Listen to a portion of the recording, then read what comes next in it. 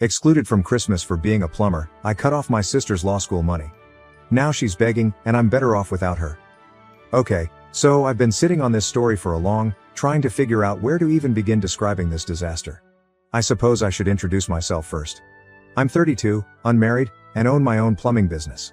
Yeah, I know, it's not the most glamorous job, according to certain people, including my family. But, to be honest, I make a lot of money and enjoy my job. There's something rewarding about fixing difficulties and assisting others, even if it occasionally requires dealing with their literalism. LOL. Amanda, my 26-year-old sister, is currently attending law school, which I have been paying for. Yeah, you read that correctly. I've been paying her full tuition since she started. Her lover was a hotshot doctor at the local hospital, a real piece of work. But we will get to him later. So this is where things went awry. About a week before Christmas, I received this call from my mother. Now, you have to realize something about my mother. She never calls just to speak or check on me. It's always because she wants something or there's a family issue that needs to be resolved, usually involving money, to be honest. However, this call was different. She begins with a strange, hesitant tone, as if she is about to tell you that your dog has died. Then she lays the bombshell on me. I'm not invited to Christmas this year. Just like that. There is no notice, discussion, or anything. At first, I assumed I misheard her, as if she had said they were altering the date or something. But, nah. She goes on to say that it might be best if I sit this one out because they want to keep things comfortable for everyone. I'm sitting there, thinking, what the actual, one, since this is so unexpected. We've always celebrated Christmas together, even while I was working long hours to get my business off the ground. Sure, my family has always been odd about my job. They enjoy the money I make, but God forbid they tell anyone what their son and brother does for a living. So I pressed her on it, asking, what's the real reason? She began hedging and hawing, talking in circles about professional looks and everyone's comfort, but she refused to give me a clear answer. It wasn't until later that day that I learned the true cause, from my cousin Sarah. She'd overheard Amanda discussing it with our mother earlier that week. Apparently, my lovely sister had informed our parents that having me for Christmas would be awkward because I did not fit in with her and her boyfriend's professional standing. Allow that to soak in for a minute. My own sister, who I've been helping through law school, was ashamed to have me for Christmas because I'm only a plumber. She was concerned about how her fancy doctor partner would react to having to sit at the same table as someone who worked with their hands for a career. The more I thought about it, the more things fell into place, like how Amanda never invited me to any of her law school events, despite the fact that I was paying for her to attend, or how she always changed the subject when her friends asked what her brother did for a living, or how she never introduced me to her boyfriend, despite the fact that they'd been dating for nearly a year. Do you know what the worst part was? My parents agreed with her.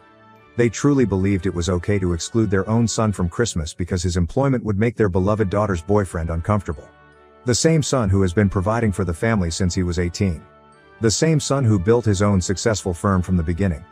The same son who has been paying for their golden child's law school education without complaint. My mother tried to sugarcoat it with phrases like, well, honey, you know how these professional circles are. And maybe, next year, when you've developed your career more. What the boss does that even mean? I own my own business. I have staff. I earn 6 figures performing honest work. But apparently it isn't evolved enough because I don't wear a suit and tie to work. I spent the entire day stewing over this information, growing increasingly irritated. Not the heated, angry type of pissed off, but rather a cool, calm knowledge that my family, particularly my sister, had been exploiting me while being ashamed of me the entire time. That's when I decided it was enough. If I was too embarrassed to bring to Christmas dinner, my money would be too embarrassing to spend for law school. What kind of message would it send to my sister's fancy beau if he discovered her law degree was paid for by a gas-passing plumber? But hold on, this is only the beginning. The real, Badata show began when I made the decision to take action. And let me tell you, karma is especially when it comes with the accompanying student loan burden. So, after learning that I was barred from celebrating Christmas because my blue-collar profession would insult my sister's boyfriend's delicate sensibilities, I was in a strange state of mind. You know that feeling when you're so enraged that you suddenly become strangely calm? That is where I was at. I spent the entire night reading over previous text messages and discussions with Amanda. And holy, guys, the signs were everywhere. I was simply too blind, or perhaps foolish to see them. For example, last spring, she had a graduation party to celebrate finishing her first year of law school. I had truly paid for the entire year, but I didn't receive an invitation. When I approached her about it, she lied about it being a minor issue in her study group. Later, I learned from Facebook that it was a large party at a posh downtown restaurant. Then there was the time when she required a new laptop for class. Despite the fact that I am very knowledgeable about computers, she asked me to simply transfer the money to her account rather than accompany her to choose it. Nowadays, it's almost a requirement. Even in plumbing, we use tablets and specialized software to provide job bids and schedule appointments. She said that she was too busy to go shopping together. But now I'm quite sure she didn't want to be seen with her plumber brother in the Apple store. Looking back, it's sort of funny in a sad way. For example, whenever she needed money, which was often, she would text her humiliating blue-collar brother. But when it came to acknowledging my presence in her fancy new life, the radio is silent. I decided to dig. The benefits of having a cousin who is still on the family group chat. LOL. Amanda had been preparing for the Christmas exclusion for weeks. She told our parents that her boyfriend, Craig, yes, his name is Craig, was from a very prestigious family, and she was concerned about making a good impression. Apparently, having a plumber sibling may harm her professional prospects, or some elitist, like that. Want to know the true kicker? My cousin Sarah, bless her messy, drama-loving heart, forwarded me screenshots of Amanda's remarks from the family chat. She had actually written, and I'm quoting this directly, "I just don't want Craig to think our family isn't, educated. It could affect how his family sees me, and they have so many connections in the legal world. Educated? Educated." I wanted to respond and inform her that the reason she's getting an education is because her uneducated plumber brother pays $43,000 per year in school. But I held back. I was beginning to formulate a strategy, and sometimes you have to play the long game. As I thought about it, I realized it wasn't only about Christmas. This was about years of my family, particularly Amanda, treating me as a filthy little secret. They were pleased to accept my dirty plumber money, but God forbid they acknowledge how I earned it. Here's a fascinating truth about plumbing that most people don't know. We have to study extensively. For example, years of apprenticeship, license examinations, and ongoing education to stay current with new legislation and technologies. I probably spent more time researching water systems and construction codes than Amanda did studying tort law. But because I work with my hands, they treat me like an idiot who couldn't make it in the real professional world. The reality is, I selected plumbing because I am skilled at it and saw an opportunity. I began working as an apprentice right out of high school, learned everything I could, obtained my licenses, and eventually launched my own firm. I currently have 3 vehicles on the road, 2 full-time staff, and more work than I can handle. But to my family, I am still the embarrassing brother who fixes toilets. I kept thinking about all the times I went late at work or did additional work to make sure I could pay Amanda's tuition. All those times I postponed purchasing new items for myself or contributing more to my retirement account because family came first. Meanwhile, she was actively attempting to conceal my existence from her new lover and his family. That's when my cousin threw another bomb at me. Craig's family did not appear to be overly concerned with such matters. His uncle, a successful contractor, built their family house. Amanda had simply assumed they would look down on me since that is how she sees me. I sat with all of this information for a few days, monitoring the family group chat via Sarah. They'd removed me from it weeks ago, ostensibly to minimize any discomfort surrounding Christmas arrangements. Amanda was going on and on about how pleased she was to host Craig for Christmas dinner, how his family had ties at all of the city's large law firms, and how this could be her opportunity to earn a summer position through his contacts. No one stood up for me the entire time, not my parents, nor any of my other relatives. Nobody remarked, "Hey, maybe we shouldn't exclude the guy who's been supporting Amanda through school." Everyone was just pleased about Amanda getting a prestigious internship through her boyfriend's family. That's when I realized exactly what I needed to do. If they wanted to pretend they didn't have a plumber in the family, I'd help them make that lie a reality, beginning with Amanda's tuition payments. So, after stewing over all this nonsense for a few days, I decided it was time to make my move. But here's the thing. I didn't want to write a furious text or anything. I wanted to do it in such a manner that they couldn't distort my words or make me look like the evil person, which is, incidentally, my family's favorite hobby. I waited until I knew Amanda's next tuition payment was coming due. It was due in about 2 weeks, and she was always really worried around this time. Normally, she'd start dropping subtle hints about remembering the payment deadline, like, "Oh, the school's been sending reminder emails," or something. What about this time? The radio is silent. She must have assumed that the payment would simply come, as it always did, even after they had barred me from attending Christmas. Quick side note, I had been paying my tuition payments straight to the institution using their online portal. Amanda had set it up herself when she first started, and she provided me all of the login information, Which was really convenient since she considered me as her personal ATM. Right? Anyway, I got into the portal and noticed my upcoming payment. $21,500 for the spring semester. That's when I realized how much money I'd been putting at her studies while she was actively attempting to conceal my existence from her boyfriend. Do you know how many toilets you need to fix to generate that much money? Answer: a lot more than most people realize. So I phoned Amanda.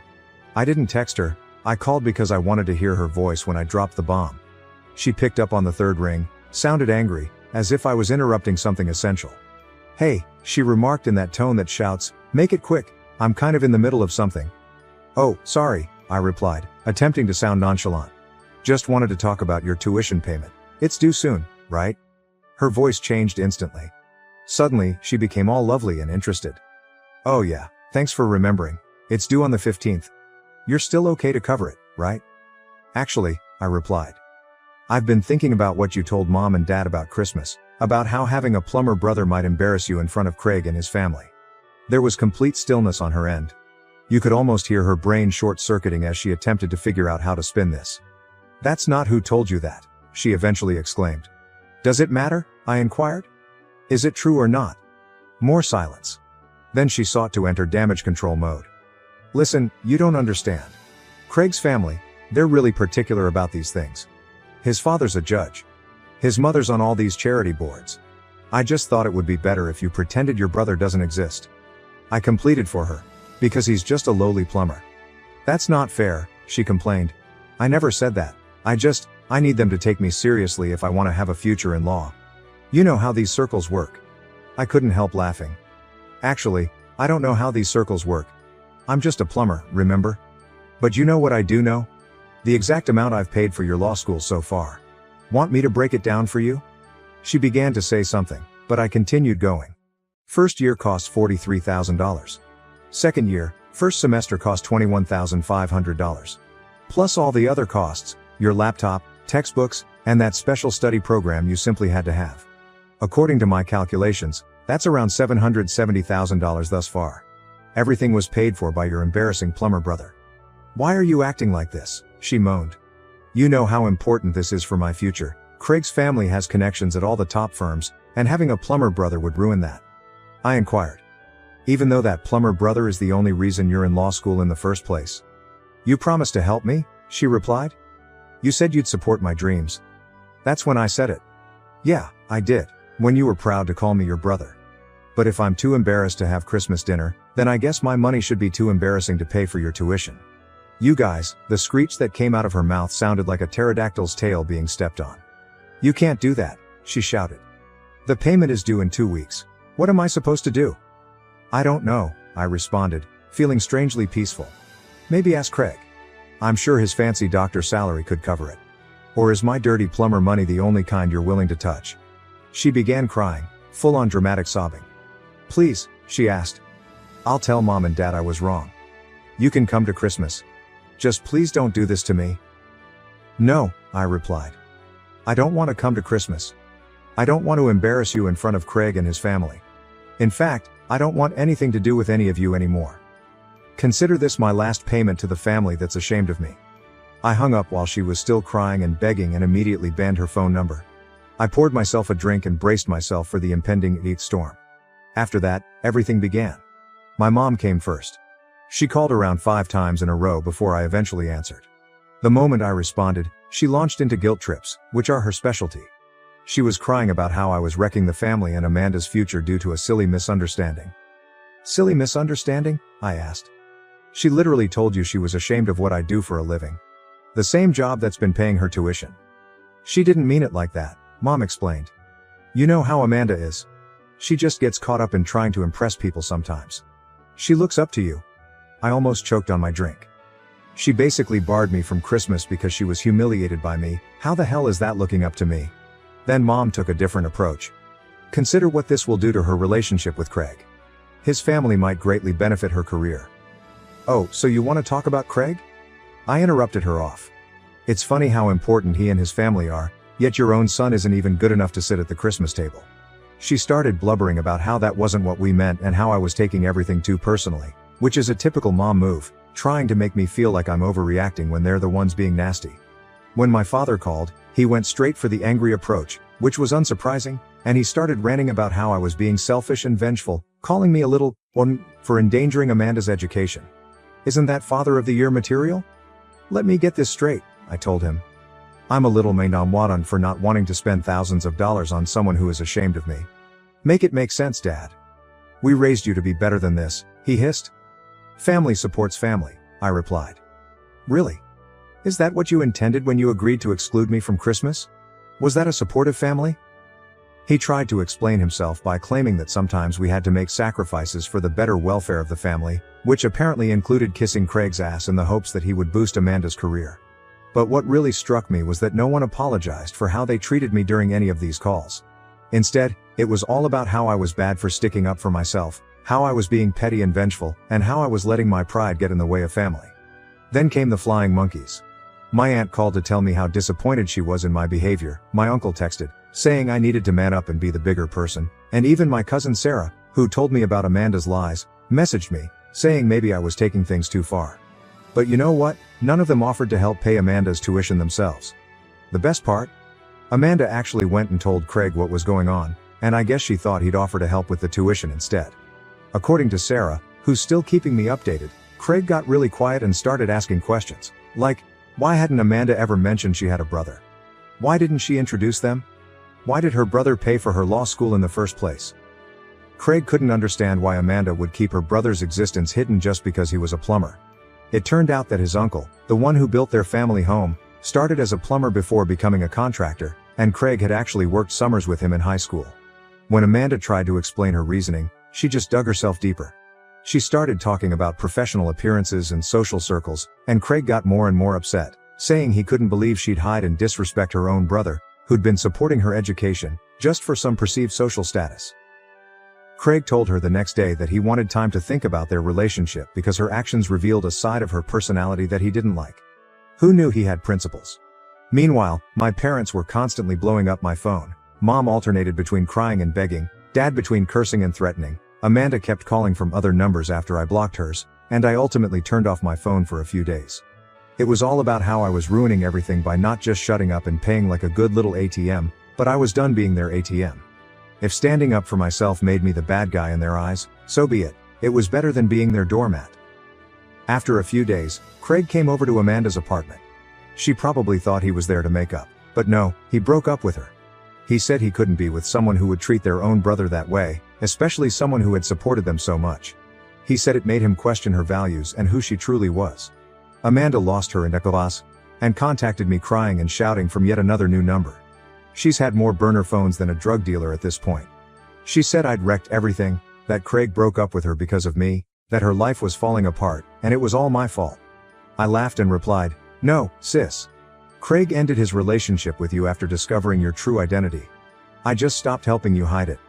She threatened to tell everyone that I had sexually assaulted her in high school, that she would report my business to the Better Business Bureau for fraud, and that everyone would know what a terrible brother I was. Go ahead, I told her. Tell everyone your brother is a monster because he checks notes, paid for your education while you tried to conceal his existence. See how that works out for you. Then she went back to begging, crying about how she couldn't afford law school without me, how she'd have to drop out, how she'd lose all of her friends, and how her life would end. Guess you should have thought about that before you decided I was too embarrassing to acknowledge, I responded. Then I disconnected. After Craig dumped her, Amanda had a complete mental breakdown, according to Sarah. She began showing up at our parents' house at random hours, crying about how her life had ended. She had apparently told all her law school friends that her boyfriend was going to help her with tuition, so when he dumped her instead, she was completely screwed. The deadline for the tuition payment was approaching, and she still hadn't figured out what to do. She tried applying for emergency loans, but guess what? Those take time to process, and she left it way too late. Plus, she'd need a cosigner, and our parents' credit is a mess. I wonder why they keep trying to live beyond their means. Sarah texted me. 911, Amanda just posted on Facebook that she's heading to your shop to make you face what you're doing to her. She appears unstable? I barely had time to warn my guys before she blasted through the door like a tornado in designer clothes, hair all messy, mascara running, full crazy ex-girlfriend energy, except she was my sister. How could you do this to me? She screamed in front of my entire staff and about 3 customers, I'm your sister, you're meant to look after me. I attempted to encourage her to go outside or at least lower her voice, but she seemed determined to cause a disturbance. "You are ruining my life," she screamed, "all because your delicate feelings were harmed. You are so selfish." One of my clients, a sweet old lady who had been with us for years, stood up. "Young lady," she asked, "is this the brother who has been paying for your education?" Amanda turned around as if she'd been smacked. "That's none of your business." "Well," the elderly lady added, "you just made it everyone's business by storming in here shouting. And, based on what I've heard, you excluded your brother from Christmas because you were ashamed of his profession, but you still expect him to pay for your education. That's known as biting the hand that feeds you, in my hometown." The look on Amanda's face, she genuinely didn't know how to handle someone calling her out on her BS who wasn't family. But she recovered fast and shifted to crying, like full-blown theatrical sobbing. "You don't understand," she cried. "He is doing this to punish me. He's attempting to harm my future because he's envious of my achievement." I couldn't help laughing. "What success, Amanda? The success of convincing your partner to dump you? The success of maybe having to drop out of law school? The success of embarrassing yourself in front of my staff and customers? At the very least, I'm making an effort to establish myself." She shot out, not just playing with pipes all day like some. She had to stop herself, perhaps realizing she was about to degrade plumbing in front of a group of plumbers.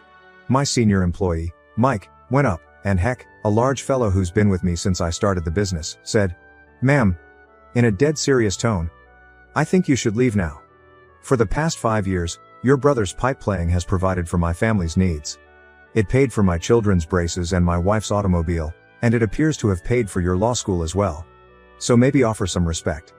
Amanda looked around and realized she wasn't receiving the reaction she had hoped for. Everyone was staring at her as if she were insane, which, to be honest, she was.